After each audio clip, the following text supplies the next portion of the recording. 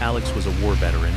Back in World War II, he went overseas as a young man with one simple promise: I'll come back. He did come back, but the man who returned wasn't the same. He survived the explosions, the gunfire, the screams of men who didn't make it, but those sounds never left his head. At first, his family tried to help. They sat with him when he woke up, shaking in the middle of the night. They stayed quiet when loud noises froze him in place. They told him, "You're home now, you're safe." But PTSD doesn't disappear just because the war ends. Alex couldn't sleep, couldn't eat. Some days, he couldn't even explain what was wrong. The panic attacks came out of nowhere, like the war had followed him home. Over time, the house grew tense. Small arguments turned into long silences, then into words that cut deeper than anyone meant them to. "I'm exhausted. We can't live like this forever. Everything feels heavy because of you." Alex didn't argue. He just stood there, realizing something painful. He had become a burden. That night, Alex left. No goodbyes. No note. Just a coat, a slow walk, and a cold winter wind cutting through the streets. That's when Rex, a trained K9 police dog, noticed him. Rex was trained to watch people, to notice when something wasn't right. And Alex wasn't right. A man walking too slowly, shoulders slumped, carrying the smell of loneliness. Rex didn't bark. He followed. Alex found an abandoned house on the edge of town.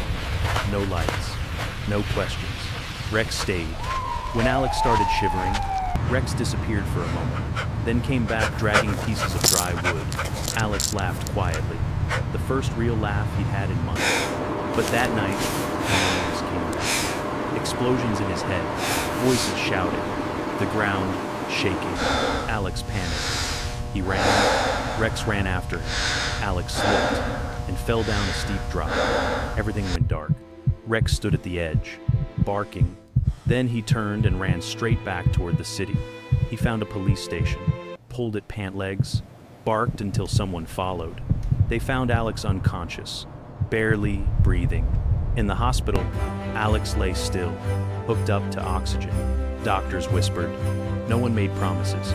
Rex stayed at the foot of the bed, didn't move, didn't sleep. Outside the window, the city was glowing. Christmas lights, laughter, Santa Claus handing out gifts. Rex watched. Then he stood up. Rex Don't ran worry, outside and Rex. stopped in front of Santa. I didn't forget Looked up, you. not scared, just asking. Santa noticed. Rex took a few steps, looked back, as if saying, "Come with me." Santa followed Rex into the hospital room.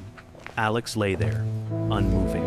Santa reached into his bag and pulled out a small gift, a pair of warm gloves. He gently slid them onto Alex's hands, hands that once held a rifle, hands that shook from the cold. Rex watched closely. Then, Alex's fingers twitched. His eyes slowly opened. Rex let out a soft sound and dropped to the floor, tail shaking. Like he was saying thank you. Alex saw Rex first, then the lights, then the gloves. Tears rolled down his face, not from pain, but because for the first time in a long time, he wasn't alone anymore. Alex didn't recover overnight. PTSD doesn't work that way, but he survived. And sometimes, surviving just takes one loyal dog. One The audio freezing is night, dominated by the and a sound of miracle steady, small enough to deep, fit in a pair of synchronized gloves. breathing from a man and the rhythm